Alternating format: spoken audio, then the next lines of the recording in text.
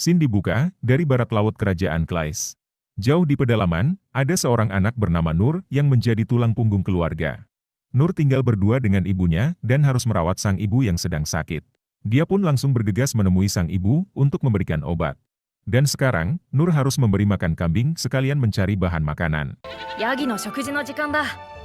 Oka made tsurete ikanai to. Merasa tak bisa melakukan apapun, ibunya pun minta maaf dan meminta Nur menjalani hidup sesuai keinginannya. Nani mo shite agerare nakute gomen nasai. Semete anata no nozomu ikikata o shite. Sang ibu pun lalu membersihkan wajah anaknya yang terlihat kotor. Singkat cerita, malam hari pun tiba.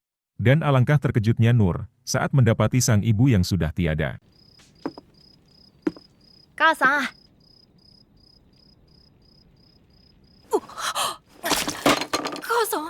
Setelah ibunya tiada, Nur harus menjalani hari-harinya seorang diri. Mulai dari berburu, mengurus ternak, semuanya dikerjakannya sendiri. Hingga suatu malam, Nur membaca sebuah buku yang sering dibacakan almarhum ayahnya.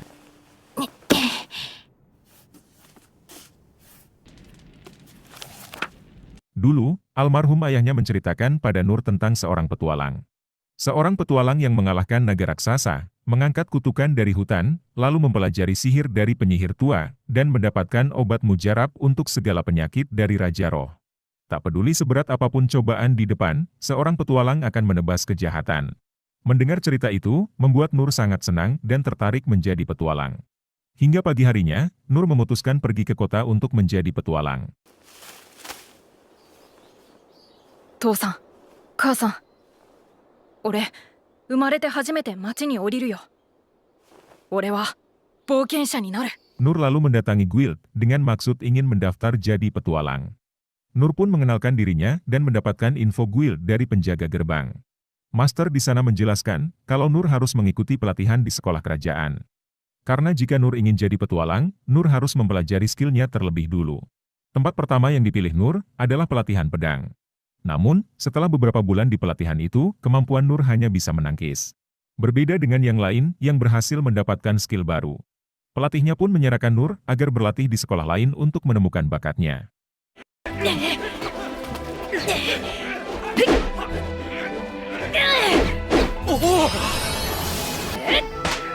Tempat kedua yang didatangi Nur adalah pelatihan warrior. Di sana, Nur menjalani pelatihan yang sangat keras untuk memperkuat fisik. Dan bisa dibilang, Nur adalah orang termuda yang mengikuti latihan. Namun, setelah beberapa bulan berlatih, yang bisa dipelajari Nur hanya peningkatan fisik. Pelatih di sana meminta Nur berhenti karena jika diteruskan akan berbahaya. Tak menyerah sampai situ, Nur sampai mengikuti semua pelatihan dan masih saja gagal. Dan mau tidak mau, Nur harus menerima kenyataan tak bisa jadi petualang. すべての養成所で満期の3ヶ月間訓練して一つもか。ノール、すまんがそれじゃあ冒険者の登録はしてやれねえ。 Nur pun lalu pulang ke rumahnya dan membuat sebuah pedang dari kayu. Satu hal yang diingat Nur di pelatihan, jika terus melatih satu skill, mungkin akan mendapatkan skill baru. Yang karena itulah, Nur terus melatih kemampuannya untuk menangkis. Mau pagi, siang, ataupun malam, Nur terus berlatih setiap hari tanpa beristirahat sehari pun. 3 tahun kemudian, Nur belum mendapatkan skill baru dan terus berlatih menangkis. Namun, berkat usahanya selama ini, Nur bisa menangkis 100 pedang sekaligus. Hingga 10 tahun kemudian, Nur bisa menangkis 1000 pedang dan memiliki kekuatan fisik luar biasa.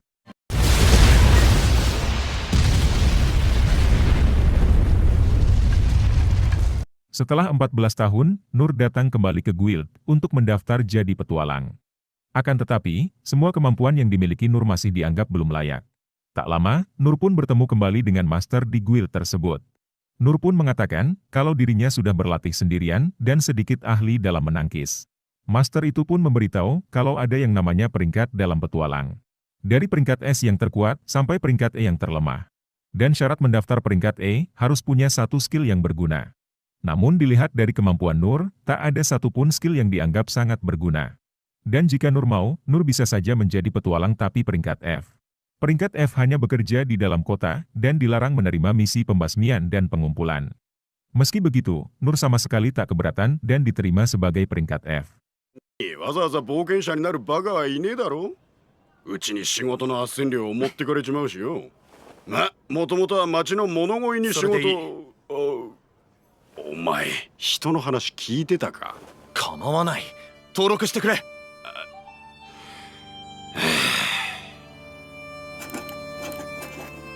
F ランクの冒険者ライセンスだ。 Nur kemudian mulai menjalankan misinya dengan penuh semangat. Pekerjaan Nur adalah membantu warga kota yang membutuhkan bantuannya. Bagi Nur, ini saja sudah lebih dari cukup karena bisa berguna bagi orang lain. Bahkan, sampai membersihkan solokan air pun dia kerjakan tanpa mengeluh. Singkatnya, Nur lalu membantu orang-orang yang akan membangun sesuatu. Entah membangun apa, namun yang jelas mereka sangat terbantu oleh Nur. Yang ketika pekerjaan selesai, Nur mendengar suara seorang wanita yang meminta tolong. Nur pun tak sengaja melihat cahaya yang berasal dari sebuah goa. Dia pun langsung bergegas ke dalam goa dan mendapati monster dan para prajurit. Monster itu adalah Minotaur yang dikiranya Nur adalah sapi besar. でかい牛。本でしか見たことなかったか。実物はこんなにでかいのか。 Semua prajurit langsung dibantai dengan mudah tanpa ada yang tersisa. Monster itu mengincar seorang wanita bernama Lain yang merupakan putri kerajaan Klais. Nur lalu melemparkan sebuah batu untuk mengalihkan fokus monster tersebut. Monster itu pun kemudian menyerang Nur yang terus ditangkis oleh Nur. Bahkan, ada satu tangkisan yang membuat si monster langsung terpental. Namun sialnya, pedang yang dipakai Nur mulai rusak dan tak bisa bertahan lama. Nur pun sadar betul, jika terkena serangan si monster mungkin dia akan mati. Hingga akhirnya, Nur berhasil mengalahkan si monster dan menyelamatkan putri Lain.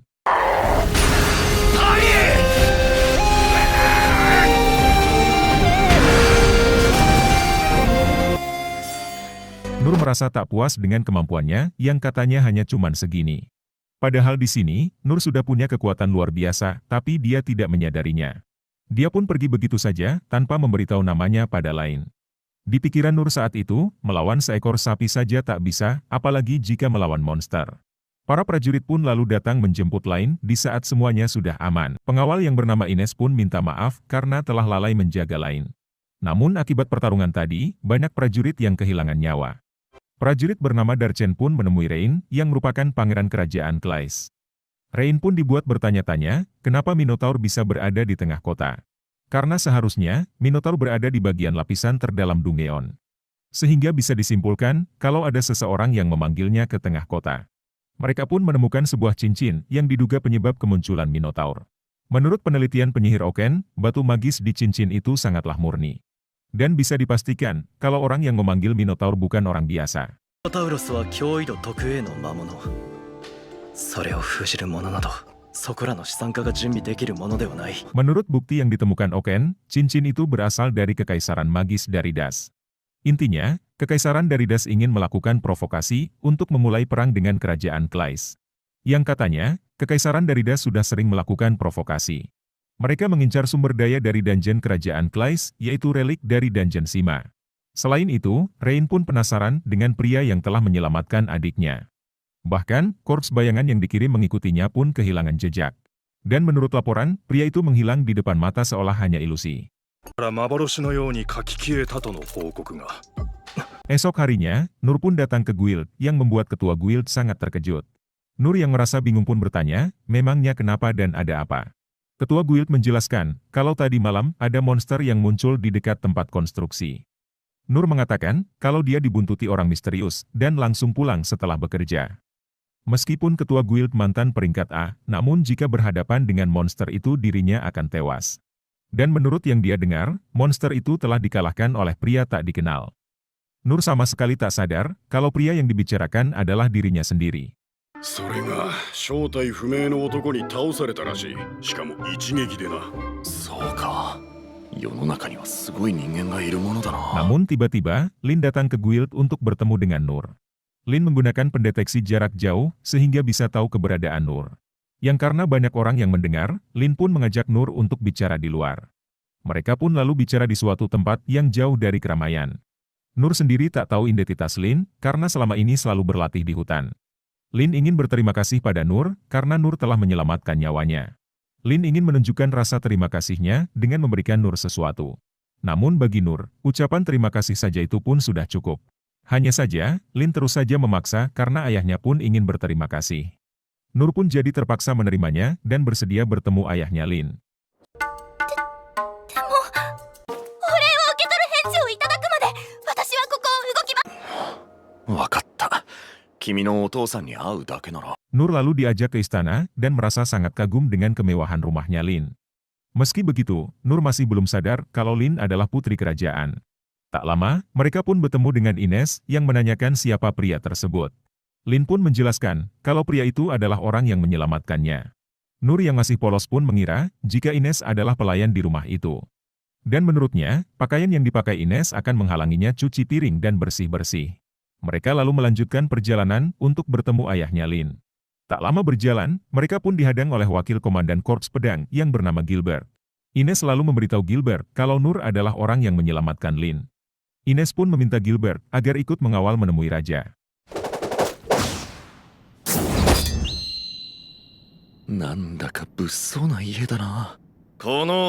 Sementara itu, sang raja sedang bicara dengan Rein tentang provokasi kekaisaran Deridas. Nampaknya, Deridas sudah tak peduli akan perjanjian mereka dengan kerajaan Klais. Saat pertemuan, Deridas menawarkan pinjaman militer untuk kerajaan Klais. Namun dengan syarat, kerajaan Klais harus memberikan semua hak atas seluruh dungeon. Tawaran itu pun langsung ditolak oleh Raja Klais, karena akan sangat merugikan. Yang karena hal itu, Raja Deridas merasa tak terima, sehingga berujung pengancaman.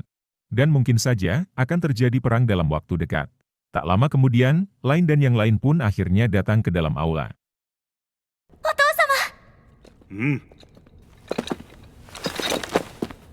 Lin lalu memberitahu ayahnya, kalau Nur adalah orang yang menyelamatkannya. Mendengar itu membuat sang raja merasa senang, karena bisa bertemu dengan penyelamat putrinya. Nur menjelaskan, kalau dirinya bukan seorang bangsawan, dan tak tahu cara beretika di tempat mewah seperti ini. Sang raja pun sama sekali tak masalah, dan mengucapkan terima kasih kepada Nur. Raja Klais lalu menawari Nur benda pusaka, yang didapat dari dungeon. Semua benda langka yang digali dari dalam dungeon, disimpan di ruang pusaka. Dan katanya, negeri Klais adalah tempat dari dungeon tertua di dunia.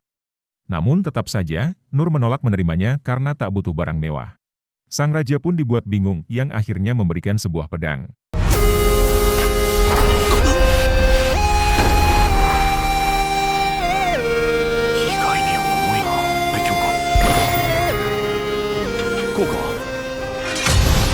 Ketika akan pulang, Nur dihampiri oleh Ines yang mengajaknya mengobrol sebentar. Ines pun langsung minta maaf karena telah bersikap lancang kepada Nur. Ines pun mengatakan tugasnya adalah melindungi keluarga Klais dari segala bahaya. Mendengar itu membuat Nur langsung sadar kalau Ines bukan seorang pelayaan. Ines lalu mengenalkan diri kalau dirinya adalah seorang wakil kapten prajurit.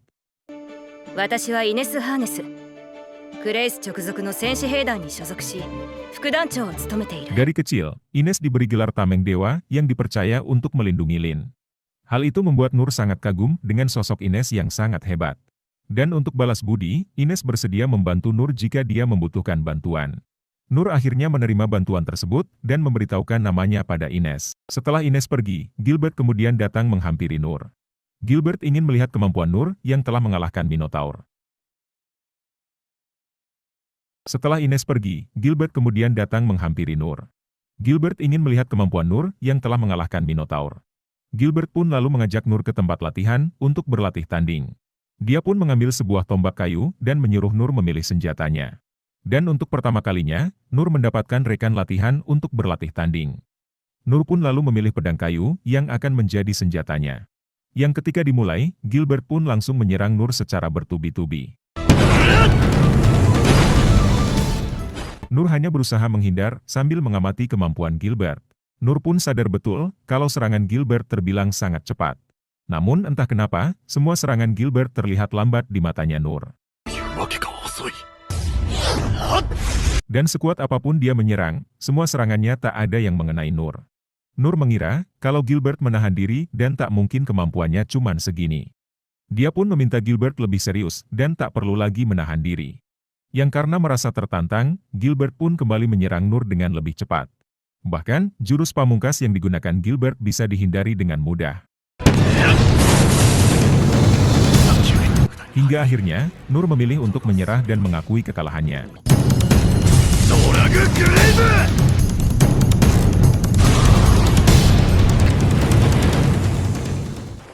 わかった。俺の負けだ。 Nur pun langsung pergi dari sana meninggalkan istana Claes. Sedangkan Gilbert hanya bisa terdiam mendengarkan bawahannya. Para bawahannya merasa tak percaya kalau Nur bisa menghindari serangan Gilbert. Dulu, Gilbert menyadari bakatnya saat dirinya baru pertama kali memegang tombak. Gilbert mengalahkan semua petarung di desa dan tak ada lagi yang bisa melawannya. Gilbert lalu diberitahu tetua desa kalau saat ini kerajaan Claes sedang mencari prajurit kuat. Dan rumornya, keseimbangan antara kerajaan dan negeri lain sudah mulai runtuh. Tetua itu pun menyarankan agar Gilbert kembali ke ibu kota kerajaan Claes. Namun setelah kembali, Gilbert belum juga menemukan lawan yang kuat.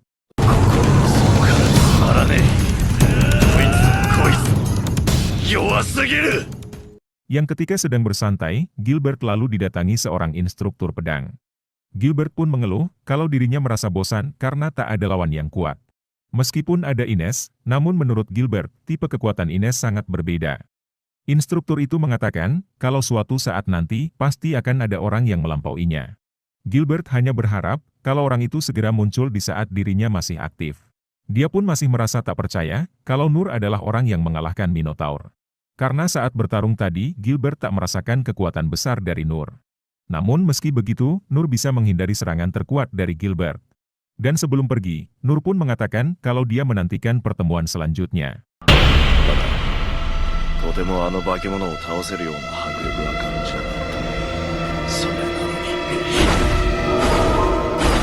Shin lalu berpindah ke Nur yang sedang berjalan pulang. Nur pun mengakui kalau serangan Gilbert tadi memanglah sangat kuat. Yang ternyata, Nur memakai peningkatan fisik dan langkah ringan untuk menghindarinya. Dan jikalau Nur gagal menghindar, mungkin saat ini dirinya sudah mati. Esok harinya, Nur menggunakan pedang dari sang raja untuk membersihkan selokan. Dan berkat pedang itu, Nur bisa menyelesaikan pekerjaannya dengan lebih cepat.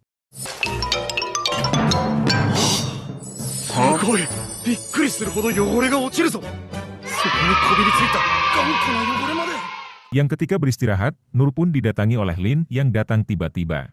Dan ternyata, Lin bersedia jadi pelayan agar Nur menerimanya menjadi murid. Lin mengatakan kalau dia mendapatkan nilai tertinggi di 6 cabang sekolah pelatihan. Namun meski begitu, Nur tetap menolak Lin untuk menjadi muridnya. Karena pada dasarnya, tak ada yang bisa diajarkan Nur kepada Lin.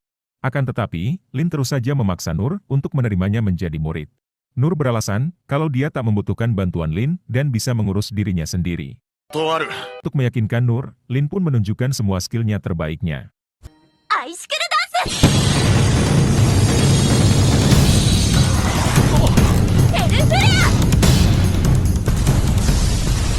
Melihat semua itu membuat Nur langsung tahu kalau Lin adalah orang berbakat.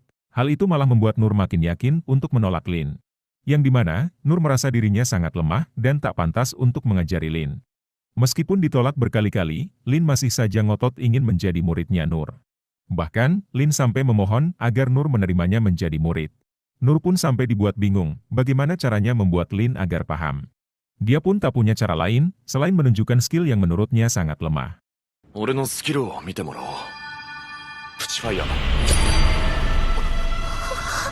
Saat berjalan pulang, Lin kepikiran cerita seorang anak yang diceritakan oleh para instruktur pelatihan. Di umurnya 12 tahun, anak itu berhasil menyelesaikan semua pelatihan di sekolah. Namun, semua orang mengartikannya cerita buatan sebagai dongeng untuk memberi pelajaran. Sampai akhirnya, Lin bertemu dengan anak itu yang ternyata adalah Nur. Sebelumnya, penyihir Oken pernah menunjukkan sihir api mungil yang bisa membesar. Hal itu membuat Lin sangat takjub dan ingin bisa melakukannya. Namun setelah mencoba berkali-kali, Lin tak bisa membuat api mungilnya makin membesar. Dan saat itu, api mungil milik Nur justru jauh lebih besar dari penyihir tertinggi Oken. Yang karena hal itu, Lin merasa sangat terkejut sampai tak bisa berkata-kata. Malam harinya, Lin kembali menemui Nur dan memutuskan mengikuti Nur kemanapun dia pergi. Karena di masa depan, Lin dan kakaknya akan memimpin kerajaan Claes dan yang memiliki darah kerajaan haruslah kuat. Lin sangat yakin kalau kekuatan besar yang dicari keluarganya ada pada Nur.